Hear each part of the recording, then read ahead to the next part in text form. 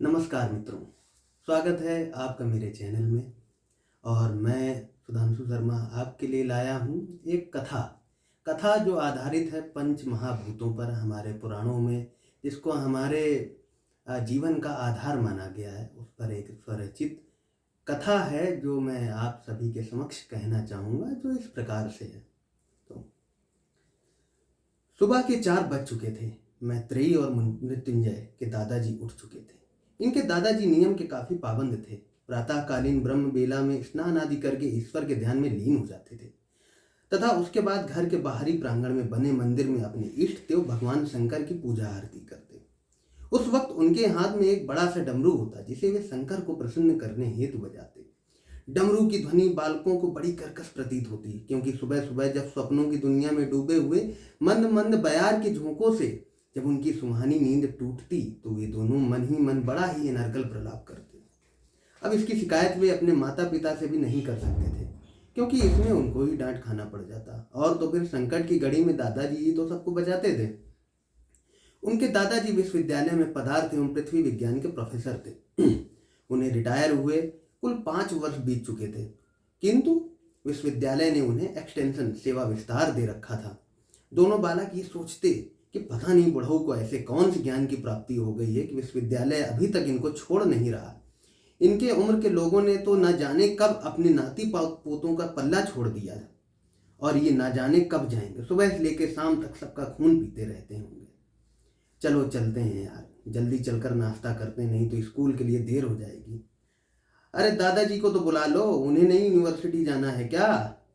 मैत्रेयी, तू जाकर बुला कर ला, हमेशा मुझे भेजता है। नहीं तू जा, मैं नहीं जा रही आज। तू मृत्युंजय बुनबुनाते हुए गया और दादाजी को नाश्ते के लिए बुलाकर लाया। घर के सारे सदस्य टेबल पर बैठकर नाश्ता कर रहे थे।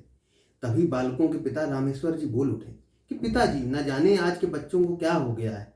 हमें तो अपने आगे कुछ समझते ही नहीं है, स्वयं को सबसे अधिक ज्ञानी मानने की आत्ममुग्धता में रहते हैं। आपको तो वे मूर्ख समझते हैं, जिसने अपना जीवन ही बच्चों को पढ़ते पढ़ाते निकाल दिया और खुद को चिंजी बोलते फिरते हैं। पूजा पाठ और भगवान पर तो इन्हें विश्वास ही नहीं, कहते घूमते हैं कि अगर हैं तो मिलवाओ फिर। अब आप ही बताइए, ऐसा क्या संभव है पिताजी? तभी दादाजी बोले कि रामेश्वर, आजकल के बच्चों को तर्क के साथ समझाना होता है, तभी वे तुम्हारी बात पर विश्वास करेंगे, और ऐसे नहीं कि कुछ भी बोल दिया और वे मान लेंगे। बच्चों को सही तर्क न देकर समझा पाना हमारी यह सफलता है। मूल्य शाश्वत हैं, जिनके लिए संस्कारों का सही ढंग से पढ़ना अति आवश्यक है। विचार करना रामेश्वर इस पे। जी पिताजी, रामेश्वर ने हाँ में सिर हिलाते हुए कहा। पिताजी, अभी कल ही मैं इन्हें बता रहा था कि हमारा शरीर 5 तत्वों से बना है, जिन्हें हम पंच महाभूत कहते हैं, और वो क्रमशः पृथ्वी, जल, वायु, आकाश एवं अग्नि है। तो ये दोनों तपाक से बोलते हैं नहीं। No no dad, our body is composed of matter which consist different atoms, और हमें स्कूल में यही पढ़ाया गया है। अब बताइए, ये तो इनको हाल है, कुछ बोला बताया नहीं कि तुरंत नकार दिया। इतने बड़े हो गए हैं दोनों, 10वीं और 11वीं में पढ़ रहे हैं, लेकिन अकल एक ढेले भर की नहीं है।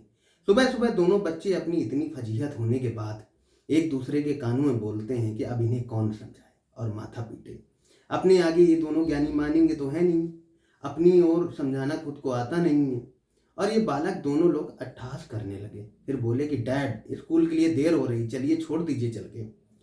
रामेश्वर ने अपने पिताजी का लिया हुआ पुराना लमरेटा स्कूटर निकाला, जिसके कारण उनके बच्चे उन्हें ओल्ड फैशन समझते थे। फिर दोनों बच्चों को स्कूल छोड़ते हुए अपने दफ्तर को निकल गया। रामेश्वर सेल्स टैक्स दफ्तर में अधिकारी थे, लेकिन अपने पिता की ही तरह सिद्धांत के बड़े पक्के थे। मजाल थी कि कोई उन्हें रत्ती भर भी रिश्वत की पेशकश कर सके। एक बार एक महोदय ने ऐसा प्रयास किया था, जिन्हें उन्होंने भरे दफ्तर में जलील करके पुलिस के हवाले कर दिया था। रामेश्वर के पिता श्री विशंभरनाथ भारत उन पर बड़ा गर्व खाते थे, पर रामेश्वर अपने बच्चों को लेकर बहुत चिंतित रहते हैं। उनकी पत्नी विजया लक्ष्मी अत्यंत सौम्य, पढ़ी लिखी और कुलीन महिला थी। बच्चे ट्यूशन नहीं जाते थे, अपितु विजया लक्ष्मी ही उन्हें घर पर पढ़ाती थी। इस कारण से अनजाने में ही दोनों बच्चे अपने माता पिता को खानदानी कंजूस समझते थे, क्योंकि उनके दादाजी भी मितव्ययी थे। दोनों बच्चों को रह रहकर बाकी बच्चों को देखकर लगता कि उनके घर वाले ऐसे क्यों नहीं हैं। पर दोनों बच्चों को भला क्या ही पता था कि उनके परिवार वालों को जैसा होना समकालीन समाज में अधिकतर परिवार चाहते थे। उनके परिवार का उदाहरण दिया जाता सबको, पर बच्चे तो इससे अनभिज्ञ थे। आज विशंबरनाथ विश्वविद्यालय से जल्दी घर आ गए थे और बच्चे भी स्कूल से घर पहुंचे ही थे। बच्चे खाना वगैरह खाकर दादाजी के कमरे में पड़े सोफे पर उन्हीं के पास बैठ गए और अनायास ही बोल उठे कि दादाजी, कोई ऐसी घटना के बारे में बताइए जो आपने अपने आप में जो है अत्यंत दुर्लभ हो। दादाजी भी उनके विनोद से मन ही मन थोड़ा सोच में पड़ गए कि आज इन बच्चों को क्या हो गया है। खैर, वे तो कब से इस पल का जो है इंतजार कर ही रहे थे कि बच्चों के भीतर भी जानने की लालसा हो। और अब तो उन पर मानसिक भार भी बढ़ गया था कि आज तो कुछ ऐसा ही बताना पड़ेगा जिससे इनको भविष्य में और जानने की इच्छा हो।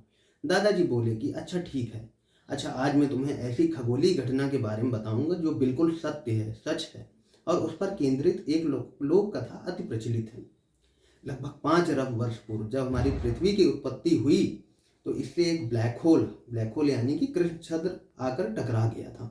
टक्कर इतनी जबरदस्त थी कि उससे अत्यधिक ऊर्जा पैदा हुई, उत्सर्जित हुई। लगभग कई लाख करोड़ एटम बम से जितनी ऊर्जा पैदा नहीं हो सकती उससे भी ज्यादा ऊर्जा। इसी टक्कर के कारण पृथ्वी आज अपनी वास्तविक कक्षा में घूर्णन कर रही है और मानव जीवन के योग्य बनी तथा उस टक्कर से उत्पन्न ऊर्जा के कारण ही वैज्ञानिक मानते हैं कि जल की संरचना पृथ्वी पर हुई, जो कि पृथ्वी पर जीवन के लिए एक आधार भी है और एक पंच तत्व भी है। वैज्ञानिकों ने माना यदि बिग बैंग घटना को प्रमाणिक माना जाए तो जब पृथ्वी की उत्पत्ति हुई थी तो धरती पर जल नहीं था और आग की लावे की तरह लाल थी। वो तो कृष्ण छद्र की टक्कर के पश्चात ही जल की उत्पत्ति हुई हमारी पृथ्वी पर। हमारे शास्त्रों में अग्नि को ऊर्जा का सर्वश्रेष्ठ एवं शुद्धतम स्वरूप माना गया है, क्योंकि यदि हमें देवताओं तक कुछ पहुंचाना होता है तो हम उसे अग्नि के द्वारा ही पहुंचाते हैं। अग्नि को स्वयं देवता माना गया है और यदि देवताओं को हम तक कुछ पहुंचाना होता है तो वह भी अग्नि के द्वारा ही होता है।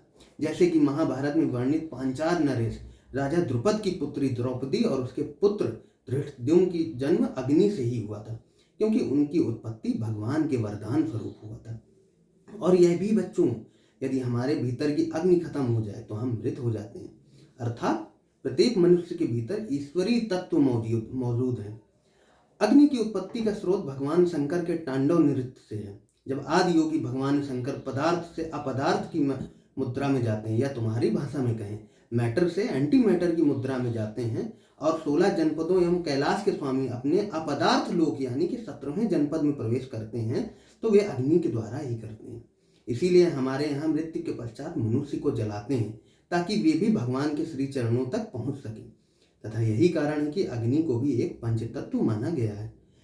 बच्चों को अब तक आनंद आने लगा था। वे भी अपने दादाजी के द्वारा वाचन की जा रही घटना में बिल्कुल डूब चुके थे और पहली बार उन्हें लग रहा था कि उनके शास्त्र अत्यंत वैज्ञानिक हैं तथा धार्मिक ही नहीं केवल जैसा कि वे पहले मानते थे। इसके बाद दादाजी बच्चों ने पूछा, बच्चों तुम लोगों ने आइंस्टीन की प्रसिद्ध मास एनर्जी इक्वेशन तो पढ़ी ही होगी, जैसे जिसको बोलते हैं E=mc²। उसमें क्या होता है कि कैसे पदार्थ ऊर्जा बनते ही अपदार्थ हो जाता है और ऊर्जा जो कि अपदार्थ है वो पदार्थ बनती है। भगवान शंकर का नृत्य कुछ ऐसा ही है। पदार्थ और अपदार्थ बनने की अतीन्द्रिय प्रक्रिया है।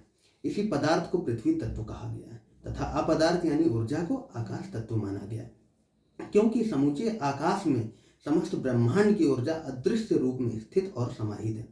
आकाश कोई पिंड नहीं है बच्चों, वह तो अनंत असीमित ऊर्जा का भंडार है।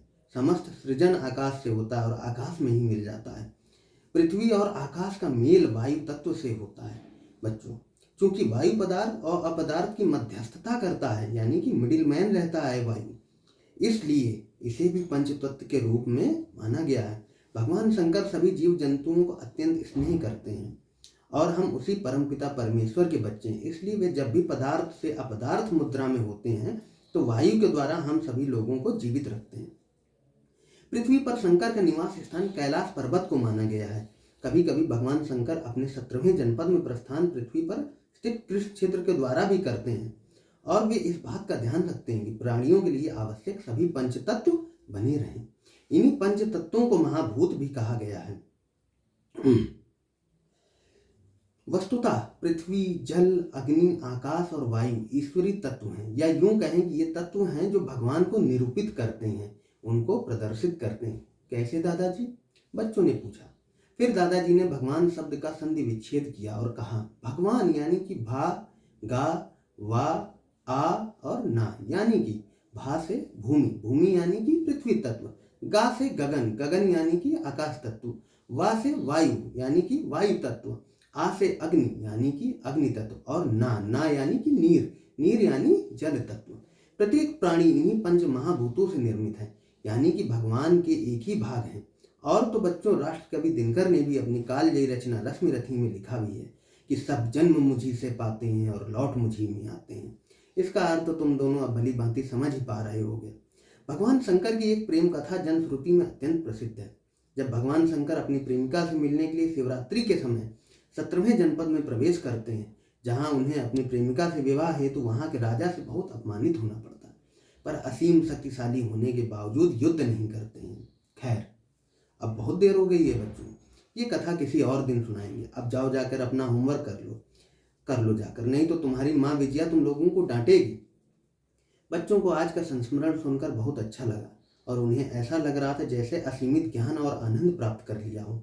आज वे समझ पा रहे थे कि उनके दादा को सेवा विस्तार क्यों दिया गया हो, और वे समझ पा रहे थे कि भौतिकता में कुछ नहीं रखा तथा अनायास ही अपने पिता को ओल्ड फैशन्ड समझते थे। उन्हें यह एहसास हो रहा था कि जीवन में मूल्य कितने आवश्यक हैं। और अब दोनों बच्चों अपनी माँ के साथ बैठकर होमवर्क करने में लग गए तथा नियम से अब वे दोनों रात में अपने दादाजी के पास ऐसी ही रोचक घटनाएं और शास्त्रों के संस्मरण सुनने पहुंच जाते, जिससे उन्हें असीम आनंद की अनुभूति होती। रामेश्वर जी अपने बच्चों का यह बदला हुआ स्वरूप देखकर आश्चर्यचकित थे। धन्यवाद मित्रों।